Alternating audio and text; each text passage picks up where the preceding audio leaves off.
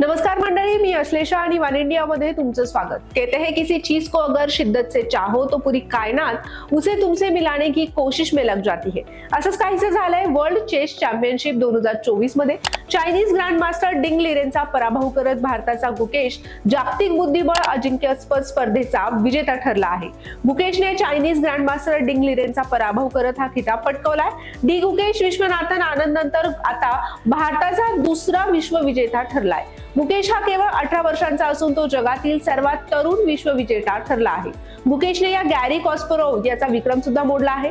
मुकेशची कामगिरी ही भारतीयांसाठी अभिमानास्पद ठरली आहे। अशी कामगिरी करणारा मुकेश दुसरा भारतीय खेळाडू आहे। त्याच्या आधी विश्वनाथन आनंद 2012 मध्ये बुद्धिबळ चॅम्पियन बनला होता।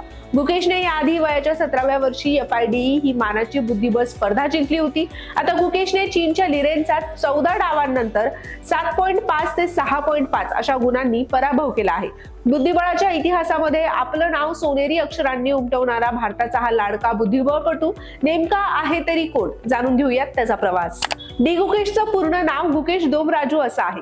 गुकेशचा जन्म 29 मे 2006 मध्ये चेन्नईमध्ये झाला। त्याच्या वडिलांचं नाव रजनीकांत आहे आणि ते कान, नाक आणि घशाचे सर्जन आहेत। तर त्याची आई पद्मा या सूक्ष्मजीव शास्त्रज्ञ आहेत। गुकेशने वयाच्या 7व्या वर्षापासून बुद्धिबळ खेळायला सुरुवात केली। बुद्धिबळासाठी शाळा सोडणाऱ्या गुकेशसाठी विश्वविजेतेपद जिंकणं हा महत्त्वाचा क्षण होता।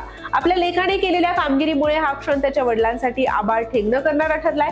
एकेकाळी गुकेशच्या वडिलांनी मुलाच्या भविष्यासाठी आपलं करिअर पणाला लावलं होतं।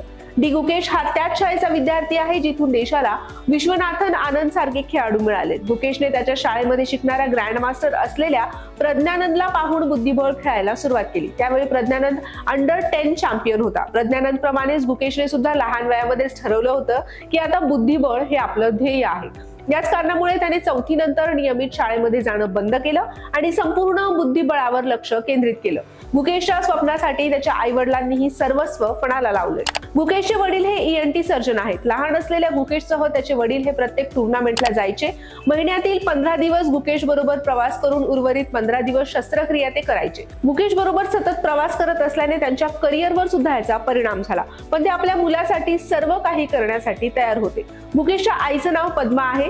त्या सूक्ष्मजीव शास्त्रज्ञ आहेत। गुकेशने 2015 मध्ये आशियाई शालेय बुद्धिबळ स्पर्धा जिंकली। त्याने 2018 मध्ये 12 वर्षांखालील जागतिक युवा बुद्धिबळ स्पर्धा जिंकली। 2018च्या आशियाई युवा बुद्धिबळ स्पर्धेमध्ये त्याने 5 सुवर्ण पदकं जिंकली होती। फ्रान्समधील 34वी ओपन डी कॅपेलला ग्रँड बुद्धिबळ स्पर्धा झाल्यानंतर मार्च 2018 मध्ये तो आंतरराष्ट्रीय ग्रँड मास्टर बनला।